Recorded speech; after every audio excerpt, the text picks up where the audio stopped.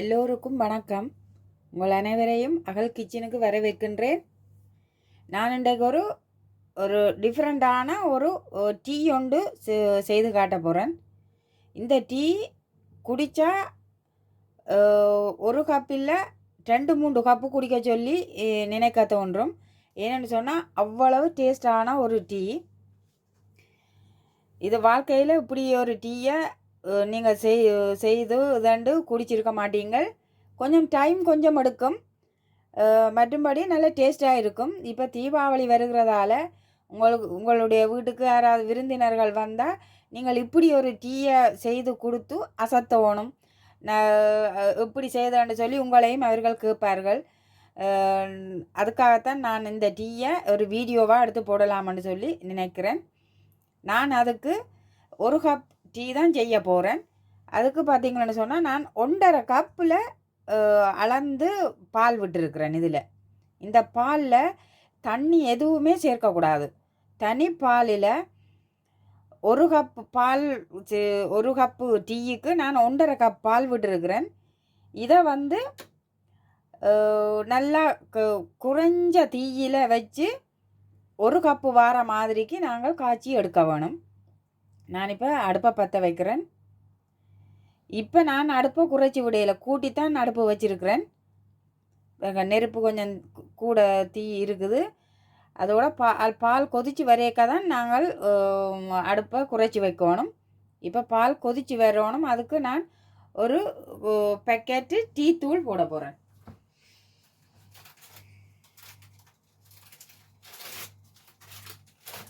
நீங்கள் எந்த வகையான டீ தூளாக இருந்தாலும் போடலாம்.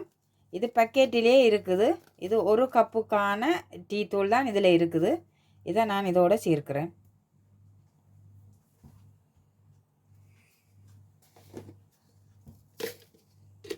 அதோட இதுக்கு நான் ஒரு டீஸ்பூன் இல்லை, இந்த கரண்டியால் நான் ஒரு கரண்டி ப்ரௌன் சுகர் சேர்க்கிறேன். நீங்கள் எதுவாக இருந்தாலும் சேர்க்கலாம். 1 கப் டீயுக்கு நான் 1 கப் இந்த 1 கரண்டி சுகர் சேர்க்கிறேன்.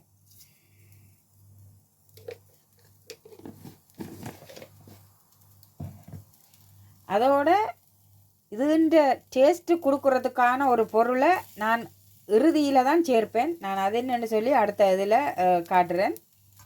இப்போ பால் கொதித்து வரணும். இப்போது பால் கொதித்து வருது. நான் இந்த டைமில் அடுப்பை நல்லா குறைச்சி வைக்கிறேன்.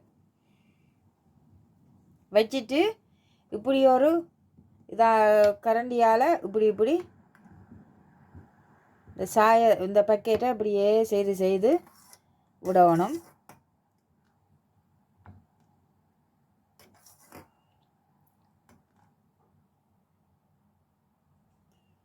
இப்போ நான் அடுப்பை குறைச்சி வச்சதால் மேலே பொங்கி வராது.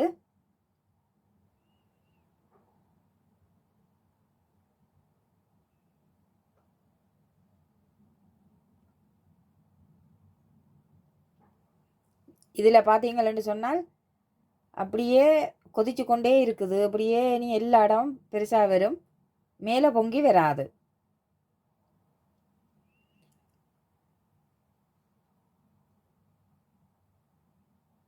நாங்கள் இடக்கிட இப்படி இந்த சாய பக்கெட்டை இப்படி செய்து விடணும்.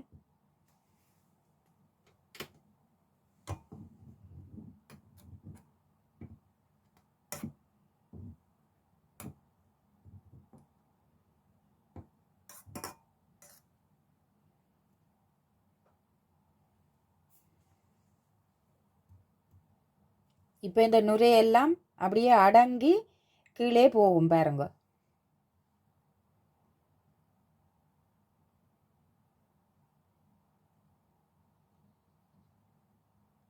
எல்லாமே கீழே அடங்கி போயிட்டுது. இப்போ இந்த இதில் இதே மாதிரி இப்படியே கொதிச்சு கொண்டு இருக்கும். இது இப்படி கொதித்து அப்படியே தண்ணி எல்லாம் வற்றி பால் 1 கப் அளவுக்கு வர வேணும். இப்போ நாங்கள் கொஞ்சம் ரெஸ்ட் எடுப்போம். இது வற்றி வாரதுக்கு ஒரு 3 நிமிஷம் அப்படி பிடிக்கும். அது வரைக்கும் கொஞ்சம் வெயிட் பண்ணுவோம். இப்போது பார்த்தீங்களன்னு சொன்னால் வத்தி வந்துட்டுது, ஒரு கப்புக்கு வந்துட்டுது. நான் இதை திரும்ப மிக்ஸ் பண்ணி ஒன்றும் சேர்த்து விடையில்லை. ஏன்னு சொன்னால் இது உங்களுக்கு காட்டுறதுக்காகத்தான். பார்த்தீங்கன்னு சொன்னால் இங்கே ஆடை கட்டி இருக்குது. இவ்வளவும் அந்த ஆடை. இப்போ சாயமெல்லாம் ஊறி இதாக வந்துட்டுது. டீ வந்து இப்போ ஒரு கப் அளவுக்கு வந்துட்டுது.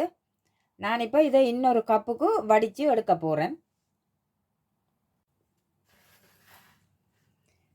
இப்போது தேயிலை பக்கெட்டை நான் எடுத்துடுறேன்.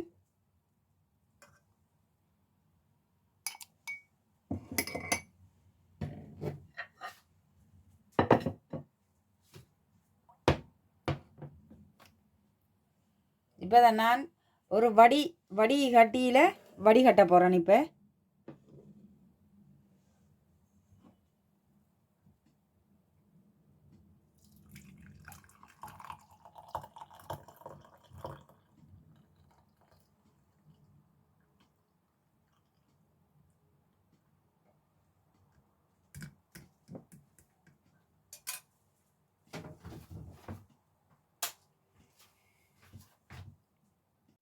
இப்போது வனிலா இதுக்கு வாசனைக்கு நான் சேர்க்கிற பொருள் வந்து வனிலா சுகர்ன்னு சொல்லி, இது வந்து ஜெர்மன் மொழியில் இருக்குது. வனிலா சவுக்கரண்டு.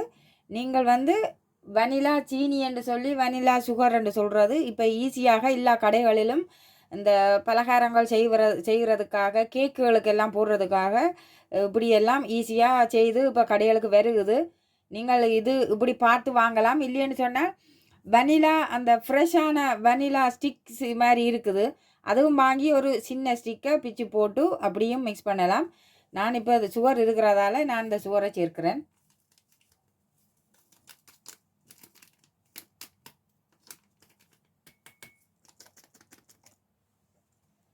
இப்போ இதை வடிவாக மிக்ஸ் பண்ணி விட போகிறேன்.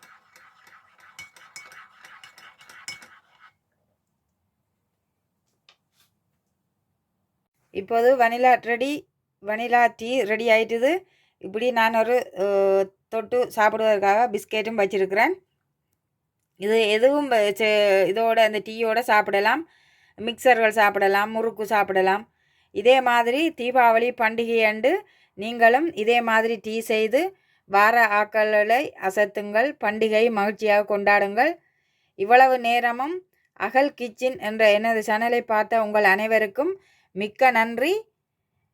எனது இந்த முறை செய்து காட்டின முறை உங்களுக்கு பிடிச்சிருந்தால் அகல் கிச்சன் என்ற சேனலை சப்ஸ்கிரைப் பண்ணி விடுங்கோ, லைக் பண்ணி விடுங்கோ. இந்த வீடியோ பிடிச்சிருந்தா நன்றி, வணக்கம். உங்களை நான் மீண்டும் இன்னொரு வீடியோவில் சந்திக்கின்றேன்.